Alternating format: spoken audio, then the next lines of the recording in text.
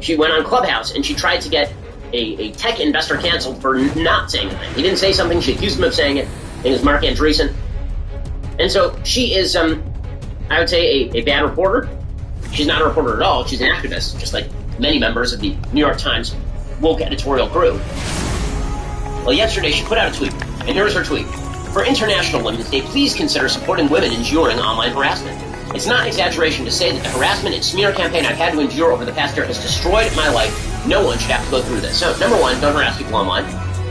Number two, if your way of commemorating International Women's Day is to say, and also could you guys please be nice to me? That's rather self-centered, but Taylor Lorenz, of course, checks the woke boxes. She mirrors woke politics. She is woke herself. And so this means that the entire media infrastructure rushed to her defense for this rather self-centered tweet. So Tucker Carlson points out that Taylor Lorenz, claiming that she's a victim, when she spends most of her day trying to find people to get them fired and to ruin their careers, is rather ironic. So Tucker went after her on Fox News last night. By most people's standards, Taylor Lorenz would seem to have a pretty good life. One of the best lives in the country, in fact. Lots of people are suffering right now, but no one's suffering quite as much as Taylor Lorenz is suffering. People have criticized her opinions on the internet, and it destroyed her life. Let's pause on this International Women's Day and recognize that. You thought female leaders had it bad. You haven't talked to Taylor Lorenz.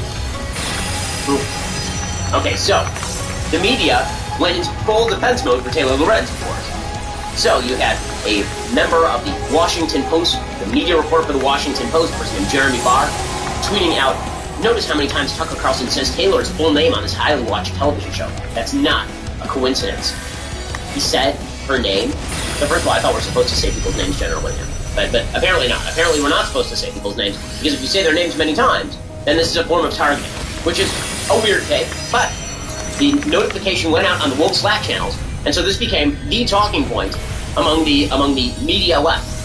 A reporter from Recode named Teddy Schleifer tweeted out, "This is so dangerous," and Tucker Carlson knows exactly what he is doing. So Taylor Lorenz, who again has spent her career going after people and attempting to destroy their careers, if you mention her name on Fox News, this is a form of targeting now.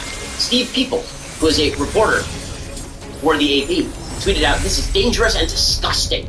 Someone asked for help after suffering online harassment, and this man mocks her in prime time, using her full name 5 separate times in an obvious attempt to encourage more harassment. We are better than this. Okay, I hope that the we are better than this crowd is ready to rush to the defense of people who actually lose their jobs and have their careers destroyed because people like Taylor Lorenz are reporting on their bad old tweets. I somehow doubt it. I somehow doubt it. The woke brigade are, as I say, when I say they're royalty, I mean that they are uncriticizable. You're not supposed to criticize them. You're not supposed to ask questions about them. And they have the power to destroy. They have the same sort of societal ability to excise people and ruin their lives as the royalty of old. They are the new royalty. And if you cross them at all, they will just come after you. Then they'll deny they've done that, of course, but this is the way our society currently works. We'll get to more of this in just 1 second first. Who never thought COVID could cost you your home, right? Well, it could now, because cybercrime is up 75%. By far, the most serious cybercrime to worry about is home title theft. That is correct. Cybercriminals, foreign and domestic, they're now after our homes. It's easier than you'd think. The title document to our home is online now. He finds your home's title, forges your signature on a quitclaim deed, stating you sold your home to him, and then he takes out loans on your home and leaves you in debt. You're not going to know until too late, until you get those payment or eviction notices. Insurance won't cover you. Common identity theft programs don't cover you either. The instant home title lock detects someone tampering with your home title, they help shut it down cold. Go to HomeTitleLock.com right now, register your address to see if you're already a victim, and then use code RADIO to receive 33 days of protection. That is code RADIO at HomeTitleLock.com, and that's HomeTitleLock.com. You protect all your other assets, right? You protect your data online. You make sure that you're protecting your jewelry at home. You got a safe. But why exactly would you leave your most valuable asset, namely your home title, out there for anybody to access? Instead, get Home Title Lock to protect your most valuable asset, your home title and the value inherent in it. Go to HomeTitleLock.com, register your address, and use code RADIO to receive 33 days of protection. Okay, so how far has the woke brigade gone, the woke royalty? Well, they are ascendant in every area of American life. They're ascendant everywhere. So, for example, Winston Marshall, who is from a band called Mumford & Sons. He's the banjo player on Mumford & Sons, apparently. I'm not aware of the band, but all right. He put out a tweet a few days ago. You can see this one coming a mile away. He put out a tweet a few days ago recommending Andy Ngo's new book about Antifa. This is bad. This is cancelable.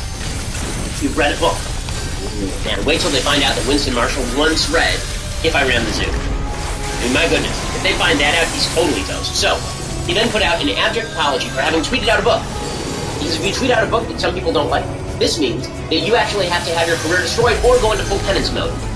So Winston Marshall put out a tweet. It said, "Over the past few days, I have come to better understand the pain caused by the book I endorse." Again, this is the way this crap works. You trying to ruin his career isn't an actual harm. Him saying that he read a book is an actual harm. We now are in a place where in order to designate something as harmful, no actual harm must be done. No actual harm must be done.